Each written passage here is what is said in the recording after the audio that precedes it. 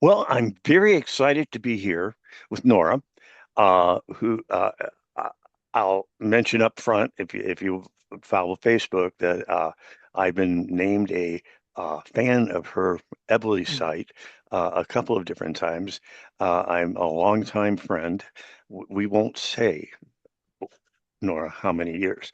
Mhm. It's been since I first visited you, and Tim Rosinski came along, and we were both equally impressed at that point in time with the fact you were getting the phonics done in around 6 months, give or take, when everybody else was saying it takes years and years in decodable books, and that isn't how you were doing it. And I was very impressed. And at the time, compared to where you are now, you didn't have a very large site. Now, the world is coming to your doorstep, and we'll talk about why that is. So I think that what you're doing is just amazing. We, I, you know that I've long since been an advocate of using things from all sides, and I can't tell you how many times I've used your site as one of the sites for people uh, to really take a hard look at. That all said, uh, you've been in the news lately Mhm. and getting some real notice about something a little different with phonics. Instead of the uh, s- uh, OG and other kinds of synthetic phonics programs, you've been using something called linguistic phonics and getting what some would say are magical results. That doesn't surprise me because Mhm. that's what impressed us when we first saw you way back when, that was happening. So, with that introduction, I know you've got some things going on, webinars and things like that, and I do a written part of the blog, so anything you want to highlight, send to me, and I'll make sure it's in tomorrow's post. But with that all said as an introduction, Nora, take it away. All right. Well, thank you, Sam, so much for talking to me again. It's always a pleasure for sure. And I just want to give a little background of where I'm coming from as far as literacy instruction, because gone down a pretty non-traditional path. Back in the 90s, I had a daughter, my middle daughter, who was a struggling reader. At the time, I was a neonatal intensive care nurse, and I ended up learning about teaching reading and how to teach reading and linguistic phonics way back in 1997 to help her. And I did help her in a very short amount of time, which led me to many things happening, which about, gosh, in 2003, creating Ebli, and I started training teachers in 1999 with a program called Phonographics. And so I've started very much really not intending to create a program for sure, and not intending to be in 50, all 50 states and 26 different countries with in schools and private practice people and all that good stuff. So this has been an evolution that's been almost accidental, but I have learned a tremendous amount along the way. And my number one North Star is what I call it, has always been student outcomes. There's a lot of discussions about a lot of things in literacy, and often student outcomes is left kind of on the back burner or not talked about at all, kind of totally left off the stove. So I am always constantly focused on what about student outcomes, right? And right close after that is ease of teacher instruction. Okay, making teachers' lives easier. Bless your hearts, teachers. Oh my gosh, what teachers have gone through. I've been in thousands and thousands of classrooms coaching and modeling and instruction, that type of thing. And to see the things that it gives me chills to see and talk about the things that I see and the things that these teachers do and the amount of work that they do, and a amount of frustration that they feel a lot of times when their kids are not making the kinds of reading gains that they hope for, and also they have very little control of what to do and how to do it even. And many of them spend so much of their own, of course, time and energy, but also money to be able to find things that are going to really work for their kids. So that needs to be, also more on the forefront with people paying attention to that.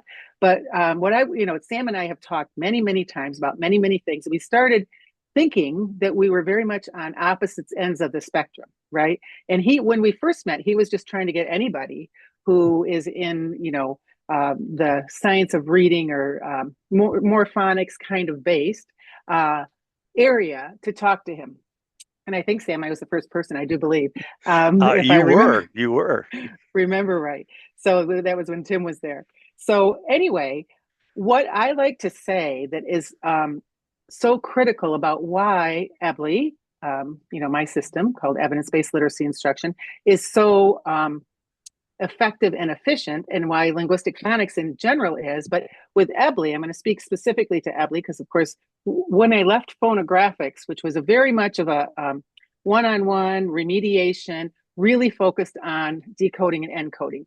And what I saw, and also thinking about my daughter, who would not have been a struggling reader had she been taught in kindergarten or first grade, but what I saw is that this was needed for all kids, right? Everybody needs to be reading at their highest potential, right? So that they can do what we learn to read for is access text and be able to read and understand and enjoy reading and read to learn. So with Ebli, what I wanted is like, well, what about fluency and comprehension? Well, what about writing? How about handwriting? That's really critical. So all of these things were really important to me. And also, what about using the whatever text, whether it's a reading program or science or social studies or whatever, using something, a process or a methodology that will work for anything that you read, whether it's a restaurant menu or your science textbook. So with Ebli's creation, what I had in mind was teaching all of the 5 essential components of reading, which is, the phonemic awareness, phonics, fluency, vocabulary, and comprehension, but also handwriting, writing, and spelling explicitly, quickly, and integrated. Okay. Now, my neonatal ICU background also has me very interested in always the brain and the growing of the brain. We had 1 pound babies, and brain bleeds was a common occurrence. Okay. And then we would have picnics every year that the graduates from the NICU would come back, and we could see how are these kids doing when they're 5 and 6 and 7. And so how you can, the brain plasticity was a big thing back then, and how you can grow the brain and neural connections that didn't used to be there, and all that stuff that most people probably don't, are like, whatever, Nora. But anyway, talking about the science of learning and how our brain learns and the ways that you incorporate that into teaching, reading or anything, was also very imperative in the creation of Ebli. So all of those things were at the forefront of my mind, and were built right into Ebli from the beginning back in 2003. So what that does when you have integrated instruction, where we're going to, let's say, I don't know, learn to read some words from the text that we're going to read. I mean, we teach the explicit instruction, but that explicit instruction is going to take a little longer for kindergartners, but not that long. We have kindergartners even into multi-syllable words, 2 and 3 syllable words by the middle of kindergarten. But kids older than that, first grade, definitely second grade and above, they need to get into 3, 4, and 5 syllable words, because if you're going to read grade level text or above, you need to have access to accurately read those words and understand what they mean, so that you can, when you read them, comprehend and have higher level thinking about that and all of that. So for example, if we're going to read, I don't know, a chapter out of a novel or whatever, we're going to go through that, pull out some 3, 4, or 5 syllable words. We're going to pre-teach a couple of them with weird spellings, something like, I don't know, pterodactyl would be a good one, or whatever, some crazy spellings that people get wrong often, or we know that they're going to learn more as far as those spellings. A couple words that are challenging to spell, and then typically about 8 words where they're going to split these words. So again, 3, 4, 5, that's syllables. It's where most kids fall apart. Talk about their meaning, have them read the word, supported, give corrections, all of that. We have a process that we use very extensively with that. And then talk about the meaning, talk about the prefix, talk about the suffix, talk about, the root word if there's that. So, and then now we've given them this preface for when they get into the text, they're going to more easily read the word. They're going to know what the word means. They're going to be able to read more fluently. They're going to understand better. And guess what? They're going to comprehend and be able to have discussions and higher level thinking about what they read. And then we're going to do a summary sentence where they have to do thinking and get their, for comprehension. Okay, in 10 words or less, what would be a headline or, subtitle or whatever, subheadline about what we just read, whether it's the chapter or an article or whatever. And then we're going to have them write. So just in that one activity, okay, what we've done is we've taught phonemic awareness and phonics as they read through those multi-syllable words. We've taught morphology. We've taught vocabulary with meaning. We've taught reading and fluency and trained fluency with some repeated reading that we've done. And then we've taught comprehension with summarizing and as well as writing and spelling in their summary sentence, and even handwriting if that needs to be fixed. So all of those things, and we're doing things like spaced practice and retrieval practice and lowering the cognitive load and all the great stuff based on the science of learning so that our kids can gain a lot of things integrated, which is going to be stickier in their brain, and then be able to apply it. So the whole thing is not teaching in isolation, not teaching in silos, not drilling and killing and that's the term that people use a lot of times, drill and kill, doing a lot of drill. We don't need to do that to go along with how the brain reads and learns, especially. So even when little kindergartners or my grandkids who are between the ages of 3 and 6, I've got 5 of them. And what I'm going to do with them is I'm going to teach them in the context of a word. Like my 3-year-old twin grandsons, they love we have an app, well, we have 3 apps, but our Ebli Island beginning instruction app. And they are, they're making these, ran. And then they're doing handwriting for ran. And then their dad ran and all this stuff because it goes into sentences. So that young age, I don't have to teach them a is or whatever, or a apple at. That is not necessary. And it takes up instructional time. And I've never, ever known a teacher that has said, I just have too much time on my hands. Can you give me something more to do? Have you, Sam? Have you ever heard of Well, such a thing? I'll I'll say this, that what happens is when you get programs, yours is very flexible. Yours is you have a foundation belief that reading is about making meaning, and you're willing to do the strategies and that kind of thing in not just a single strategy at a time, but multiple strategies at once. And kind of, you are the ultimate example of what happens when a program reaches that takeoff point. And we've heard Seidenberg and others talk about getting to the takeoff point. And I think your program is one of those programs that gets the kids to the takeoff point. And at the takeoff point, then they start using their problem solving abilities and start really thinking. So I think we're totally on the same page about that. Yes, Okay. exactly. Mhm. That I think Seidenberg called it escape velocity, where we've got Yes. them to that fast enough. So now they're ready so that their learning can continue to build with that self-teaching, and that statistical learning is going to continue to spiral up with that escape velocity where they take off. And another thing that you said, Sam, made me think that I want to talk about a lot that's also more common now, which I really like. However, I think it's being overused and going for, in a lot of ways where we want to have background knowledge, we want to have vocabulary, we want to have all those kinds of things get into the flow of a story, and read alouds are becoming more common, which I think are wonderful, but in a, not all day or not for years or that type of, I mean, you can do them for years, but in short periods of time type of thing. We want the kids to get to do the reading. So the read alouds, doing those, and we are big on read alouds. We're big on kids listening to audiobooks and following along with the text, especially if there's been struggling readers and all. But having those read alouds, we want to shift from kids being read to, because listening comprehension is very, very, very different than reading comprehension when they read it themselves, right? So if they're hearing about it, like I can do gymnastic watching. My daughter was a gymnast. I certainly am not going to get up on that balance beam and do a flip. Or even walk on it probably very well. So that's a huge difference when you're passive and listening. It's great. It's great for all kinds of things for sure. But it's not going to get your students to read. Being read to is not the key to be able to read. So, so we want to be sure that our kids are read to for those. There's very important points for that. We also need them to get to the point where very quickly they're doing the reading so they can get to that statistical learning and self-teaching and continue to look at the patterns and words while they're reading in text and transfer the knowledge that you've taught them about the code explicitly to that, and continue to expand their comprehension, expand their vocabulary, expand their fluency, improve their writing, all of the things that are the point of teaching literacy, which is to be able to independently and accurately read and write. And all of that going along with how it can happen the easiest for the teacher and the teaching, but also for the students in their brain not to have cognitive overload. We don't want to have cognitive overload for the kids, but we also don't want to have cognitive overload for the teachers. And I think a lot of teachers have an awful lot of cognitive overload because so much is thrown at them and they're not sure which thing do I pick out here. So, yeah, doing effective, efficient instruction to get our kids to where we want them to be, which is to independently and accurately read and write, is Okay, really the focus. let's get into you and the whole issue of structured literacy in OG versus linguistic phonics.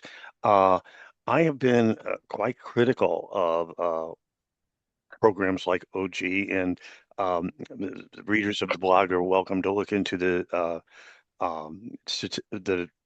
research around it.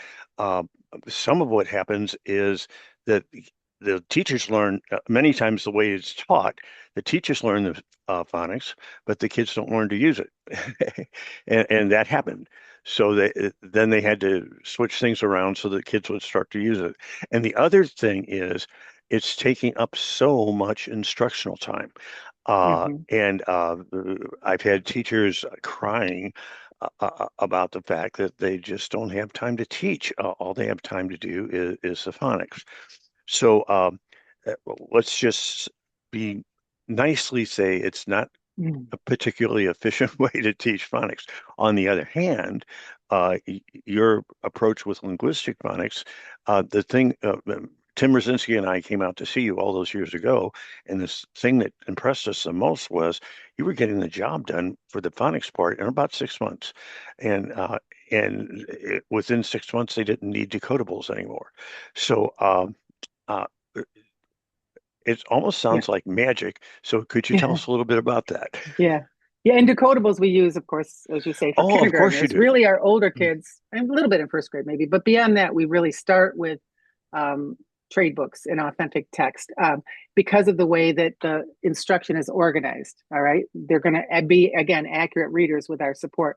But I think that a point that well, first of all, let me say that as far as Orton Gillingham, as I was researching to help my daughter, and then as I opened my reading center, which was also kind of an accident, and was teaching teachers and all, I very much was researching everything I could on reading instruction. And Orton Gillingham came up, and I actually went to a training once. They let me sit in for a day, so I got a better understanding of it. And I'm like, well, this is more the rules and the exceptions and the things that my daughter had been taught when we lived in Guam with the traditional phonics type of that. But I didn't, of course, know how to teach it. I'd never learned that. And I didn't know much about it until probably the last 5 or 6 years, maybe seven, well, 2018, so 8 years at this point. So, and how that was quite frankly, Emily Hanford and her work and her coming and doing some interviews and stuff here with people teaching Ebli and all. I learned a little bit more about Orton, but not really what they were doing. But about 6 years ago, 5 years ago, we started to have a flood. And I don't really, people say, why did that happen? And I don't know why. A flood of teachers who were OG teachers that were coming to Ebli.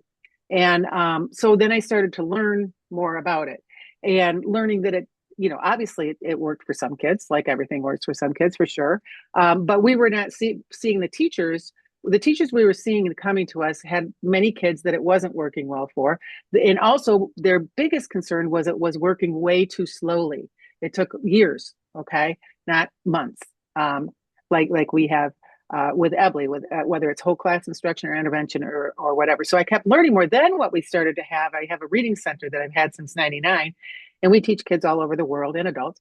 And most of our clients started to become Orton Gillingham non-responders, okay, here. So we could see some of the challenges that they had, and they were much more challenging. It took us more time to remediate them. We had at 1 hour a week, it was 3 to 6 months typically to get a student, close the gap for students. But these kids were taking longer. They had a lot of trauma, literacy trauma, and also the challenge and rigor of Ebli was often very overwhelming. They had learned, many of them for years had been doing one letter spellings, right, and mastering those. And they really were blown away with something that we teach second graders and above in the first session, which is one letter can spell a sound or two or three or four. And that was just mind blowing. Plus the multi-syllable work and all these things that were much greater rigor than what they had been used to. So it was a huge paradigm shift. So at first it's a little bit rocky. So that was and then we had to, kind of slow down to for their emotional health, really. And also they had some habits that were needing to be undone. So we were learning more as far as that. And then also the teachers. So we've done a few webinars where we've had teachers who have taught both, because I can't talk to it really because I haven't taught both, but we have several webinars and blogs on Ebli and OG, the comparison to how we deliver the instruction, because that's the key. How you deliver the instruction and how efficient you deliver the instruction is what makes the difference. So these teachers were explaining those things. So I've learned a lot more about it. But about a year ago, I had a head of school at a dyslexia school in Chicago who had called me up and said, "We've been using Ebli for a couple of years. Anybody can use Ebli. You sign up online and you can do it." And they had trained 2 classroom teachers and 4 speech therapists in Ebli, because they had 53 kids who were not making progress, right? They called them non-responders, or no, treatment resistors, I think, or OG non-responders. So they'd been taught and were making about 9 words a minute gain in a year. And so they decided to try out Ebli. And he said the gains with Ebli were so significant. We would like to, if you have anybody that that analyzes data, we would like to share this data with you so that you can, share it with the public. So we did. And we had this wonderful man who had worked for WestEd, which is one of the premier evaluator companies in the country. And they analyze all the literacy grants, for reading grants, especially for the federal government. So they cut his job because they cut the entry level $4 million grants, which they had University of Virginia, and then for 2 years, and then University of Virginia and University of Houston had applied for these $4 million grants to study Ebli in first grade classrooms. And he was the evaluator. So after he left, he got a hold of me and said, "Hey, if I'm going out on my own, so if you need any evaluator." So I got a hold of him. He analyzed all their data. And what happened was, with these first year Ebli teachers and these kids that were non-responders, that first year with Ebli, they gained, instead of 9 words a minute, 25 words a minute on average. And also it was 4 times faster. So like if it was 4 hours of OG or Wilson, it was an hour of Ebli, in that comparison, that's not usually looked at as the amount of time. So this evaluator is like, we're going to always look at the amount of time with anybody else. And we're now looking at a school in Illinois that uses Ebli and intervention. And it's mostly, almost all the kids are ELL. So that's going to be an interesting, thing to look at. So as far as the OG, the effectiveness and the efficiency, I think everybody, probably if you're listening to this, you really care about literacy outcomes for children. I think that that's our whole point for doing the work that we do. And looking at what works better, what works faster, but, change is hard. And I'll send you something that article I just read today. It's about Ignaz Semmelweis, who was a doctor back in the 1800s in Austria. And he learned that he taught medical students doing autopsies, and they also delivered babies. So they'd go back and forth between the two. And up to 40% of women and babies were dying. So he stumbled upon the fact that if you wash your hands, the deaths go down to, in some months, 0. Okay. So he was pretty excited about that and said, "Hey, let's wash our hands." And the medical community was furious, and they fired him. And then they got him excommunicated from the country. And then they got his wife to commit him to a insane asylum. He was acting pretty crazy. I mean, it was driving him crazy that people wouldn't just wash their hands instead of women and children dying.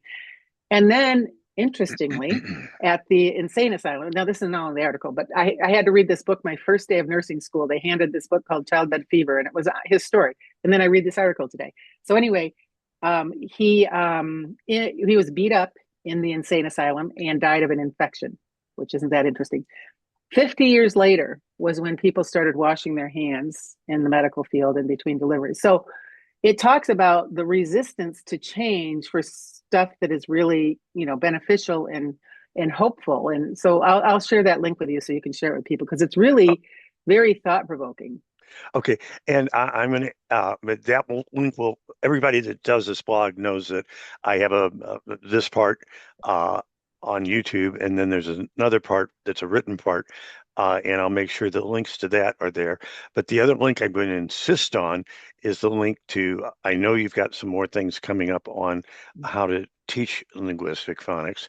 So I'm going to ask you to send that link as well. And for anybody that's looking at the blog at this on YouTube, there'll be a little place at the end where you can come and find out where you get the written part. And I'm really going to try to get this out there tomorrow. So if you get those links to me today, that would be very Okay, helpful. will do. I will make that happen. Okay.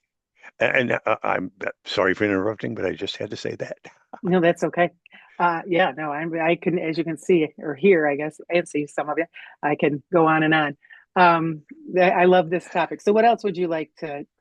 Oh, we were talking about the Orton Gillingham. Yeah, I mean, I think just being open. We're always wanting to be more effective, more efficient, refine our practice, help more students get to be, highly proficient readers faster. And there's always more to learn. I mean, it's amazing to me how much I've learned and how much I continue, to learn all the time. Okay. Well, everybody knows that my shtick is that we should, and I'm going to put that my shtick is that we should uh, be taking proven practices from all sides, and that all sides should talk to each other and find out exactly what's going on. So to that end, I'm going to kind of give you a set of lessons on what Brzezinski is doing. And by the way, I see so many parallels. Okay. So it's not like he's doing some other thing completely. It's just, two peas in a pod. It might be a little different, but not all that different.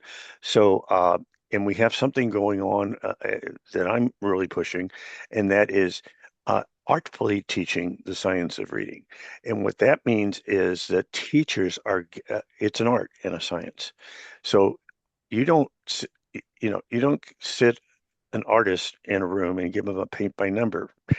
Okay. Mhm. When you've got an artist working, you give them the wherewithal to within the bounds of the district curriculum to have some leeway in what they teach and how, and that you include thinking in that. I was so happy to hear that you Mhm. doing that, and that we keep in mind that when we are doing things like, well, writing, uh, that writing at the single word or short phrase level doesn't really impact comprehension much.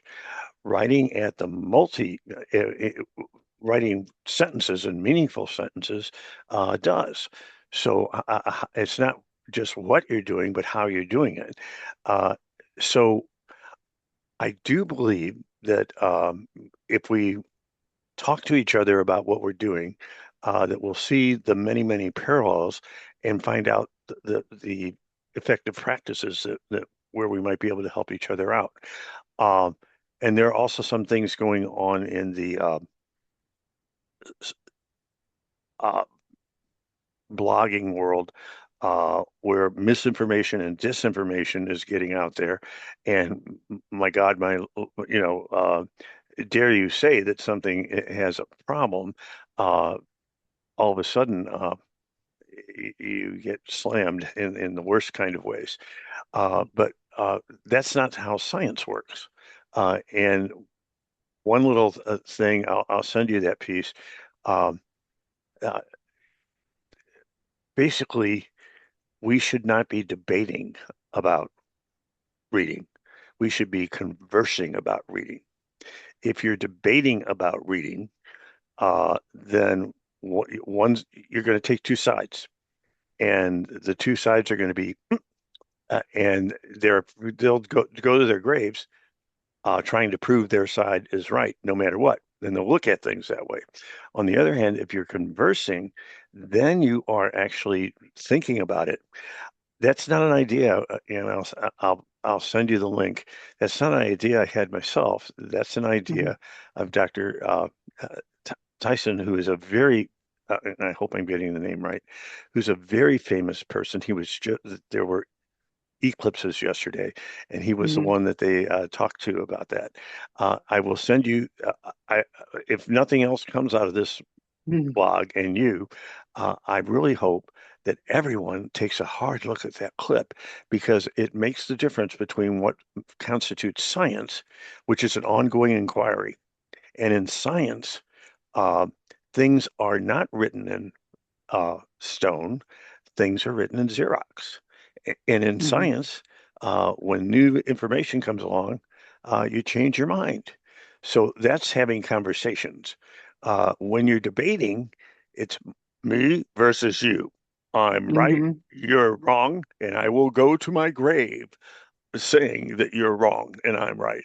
Well, and that's exactly how he has this little 2 minute clip about what science is.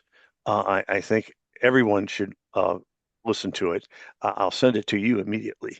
Uh, I, I've written him for permission to actually, just use it in presentations and haven't heard back. But I'm not a big enough fish to be heard back Mm, from. But I think I can tell everybody to go to the link, and I can show them what's on the link. So right. I think when we talk about science, we don't talk about you know it truly has to be written in Xerox, and you truly have to be willing to change your mind as you go along. What you put on Ebli the first week that you did it is not quite the same as what's there now, and Hmm. that's how progress is made. Um, so I'm sorry I had to get on my soapbox there for a minute, and I hope I piqued everyone's interest. I'll make sure to put a link to that particular 2 minute post in the written blog tomorrow, and I'll send that to you as soon as we hang up here. Okay. Yeah. So, uh, that all said, we've now come to that point where I'm going to say, getting short on time. Uh, Can I so, add one thing in, Sam, oh before yeah, you we and what wrap I was up? about to say is there anything more There that you want to is. say? So that just fits right in perfectly. So if there's anything more that you want to say, now's the time. Yeah, it's So kind of in go. general about kind of riffing off what you had just said. And I think that this whole my way or I'm right and you're wrong, or I'm right and you're wrong, that type of thing is very detrimental to you know, the world of literacy for sure. And I think of like if we look on social media, so much conversation is I'm right and you're wrong, and there's so much energy and so much time that people take to prove their point, or when this is even more bothersome, well, this is a lot more bothersome to me, is to diss somebody else. Like if you're not doing it my way, you're wrong. Now I want to share with you a time when I was like, wait a minute, I had this all wrong. And I jumped without looking deep enough. And this was back in like 2018, I would say 19. I've always taught phonemic awareness embedded in our instruction. And for a little bit of time, like we do it in a way that there's a little bit of instruction on oral phonemic awareness, but very little. Okay, like very, very little, less than probably a half hour in most of our trainings, as far as doing it without letters. And all these books and all this information and all these programs are coming out. And every conference I went to on the science of reading was saying, you need to do more phonemic awareness without letters. And by about the third or fourth, I think it was Plain Talk, after I'd been to all kinds of conferences that are saying, and I'm like, oh my gosh, how did I get that wrong? So I added, fortunately, not much, but probably another maybe hour of student instruction, maybe not that much, of oral phonemic awareness with, whatever. And then, and it always was just like, this doesn't feel right. And this doesn't go along with but these are all the experts and they're saying that this is so, right? But here's the thing that wasn't there, that they weren't showing, is any data on this shows this. Well, there was data back in the National Reading Panel report and all kinds of things that showed this is not doing it with letters is the key. And anyway, so a few years later, that starts coming out. And I'm like, now I'm very cautious and I'm very thorough with looking at when there's a new trend, because there's often a new trend in the literacy space. But I am very much like skeptical, right? Until I actually see. But I'm like, these were some of the main organizations that were, promoting and getting the word out about the science of reading, that were really saying this is it. And so I think if that's me who has spent the last almost 30 years trying to figure out everything that I can about how to even become more effective and efficient at teaching reading and teaching teachers to teach reading, what about everyone else? What about all these teachers who are in the midst of this and listening to this and now going off and doing, years of oral only phonemic awareness?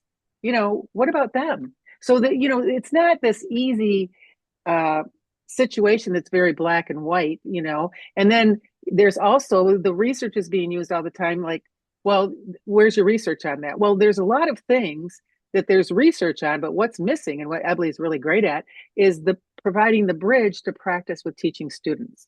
That's kind of a big void in most places, but that's what I'm most interested in. What about, yes, this research, and how about the application of the research? Just like teaching reading, we want to do it for application. We want to learn the research and then we want to use it to apply, because a lot of the researchers have never taught a child, and they're, or outside of a study situation. And how do we transfer that and bridge that with instruction in the classrooms with students? So I think that's important too. So I wanted to Okay. say those two things. Yeah, and I've many a time said, and this is not my idea, it belongs to others, but research should not determine. Research should inform. And Mm, yeah, I think you see the difference. We take hmm the research and we also take our situation, our background, and all the rest, and then we use it to inform, not just to uh, follow it.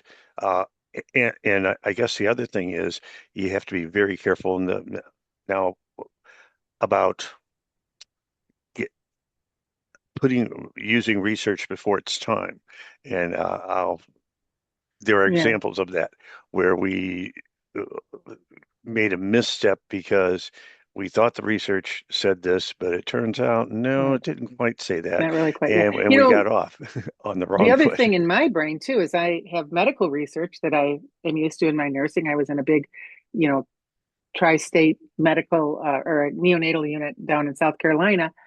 The medical research, is very precise. I mean, not, yeah, as far as the process for how do we get from that research to practice with babies when we're going to do a, bypass, their lung machine type of thing, right? That just, you didn't just say, hey, this sounds good and here we go. There was a lot that went into that and that process. And the process is a lot more haphazard in education, I found, right? And also cherry picking of, I like that research and I'm going to try that. And I'm going to like that. I don't like that. So I'm not going to do that one. It's very confusing, especially for someone I think that doesn't have a background coming up in the education system, which is me. It's very confusing because it doesn't seem logical a lot of times. Well, but I think you've done a marvelous job, and starting with your daughter, of finding out what's out there and putting it to useful uh, work. So I think we may be at that point, and you know my silliness at the end of all Mm-hmm. my interviews, so you kind of know where I'm headed with this. Uh, Unless there's anything more, I think it's time for a Zoom wave goodbye. So, am I right? Sure, Okay. I'm ready. Okay. So I got, this technology sometimes gets to me. I'll raise the wrong hand, but here we go. So thank you Wow. so much. Mhm. Let's have continued conversations and Yeah, uh, thanks again, I Nora. appreciate your work, Sam. Thank Uh, you. okay. And there'll be links to a lot of, send me links to put in the written part of the blog and uh, I'll say goodbye. All right. Thank you so much.